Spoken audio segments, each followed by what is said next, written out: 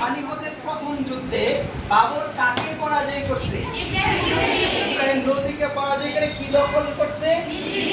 দিল্লি। বাবর এর আগে কোন এলাকার বাচ্চা ছিল? বাচ্চা ছিল। পরে কি দখল করলো? বাবর শব্দের অর্থ কি জানি? বাবর শব্দের অর্থ কি? বাবর পানিপথের প্রথম যুদ্ধে কোন যন্ত্রের ব্যবহার করেছিল? বাবরের পরে দিল্লির ক্ষমতা কার হাতে চলে যায়? হুমায়ুন। কোন সম্রাট বাংলার নাম রাখেন জান্নাতাবা? হুমায়ুন। হুমায়ুনের কাছ থেকে আবার ক্ষমতা কে দখল করে নেয়? কোন যুদ্ধে জানি? চৌসার যুদ্ধে। শেরশাহ অনেক কিছু করেন, বিশেষ করে ঘোড়ার ডাক কে চালু করেন? রাম নামক মুদ্রা কে পছন্দ করেন? রামটাক রুট কে নির্মাণ করেন? দিল্লি থেকে পর্তুগিজদের কে বিতাড়িত করেন? আফগান দুর্গ বা ঢাকা কেন্দ্রীয় কারাগার কে নির্মাণ করেন? শেরশাহর কাছ থেকে বাচ্চা ছেলে ক্ষমতা দখল করে। বাচ্চা ছেলের নাম কি? কত বছর বয়সে ক্ষমতা দখল করে? 13 বছর বয়সে। কাকে ভালোবাসতো? হিন্দু একটা মেয়েকে। তাই কি কর বাতিল করছে? জিজিয়া কর। স্বর্ণ মন্দির কে নির্মাণ করছে?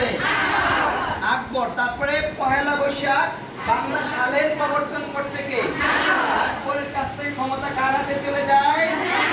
জাহাঙ্গীর। বাংলার সুবেদার কাকে নিযুক্ত করেন? 1610 সালে ইসলাম খান বাংলার নামকরণ করেন কি? জাহাঙ্গীরনগর। জাহাঙ্গীরের কাছ থেকে ক্ষমতা কে নিয়ে যায়? বিশেষ করে তাজমহল, মতিমহল, ময়ূর সিংহাসন কে নির্মাণ করেন? তাকে প্রিন্স অফ বিল্ডার্স বলা হয়। শাহজাহানের পরে ক্ষমতা কার কাছে চলে যায়? আলমগীর কাকে বলা হয়তো?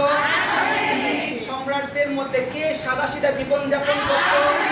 আওরঙ্গজেব। এরপরে ক্ষমতা কার হাতে চলে যায়? সর্বশেষ মুঘল সম্রাট কে ছিল? আওরঙ্গজেবের কয়টা সুবেদার ছিল? তার নাম কি ছিল? নির্মাণ করছে শায়েস্তা খান। লালবাগ কেল্লা কে নির্মাণ করেন? তার সময়ে 1 টাকা দিয়ে 8 মণ চাল পাওয়া যেত। কে চট্টগ্রাম থেকে শায়েস্তা করতে করতে পর্তুগিজদের বিতাড়িত করেন? চট্টগ্রামের নাম রাখেন কে? ইসলাম খান। ইংরেজরা উপমহাদেশ কত বছর শাসন করে? কয় ভাগে ভাগ করা হয়? প্রথম 100 বছর কি বলা হয়? ইস্ট ইন্ডিয়া বা কোম্পানি শাসন। কি শাসন?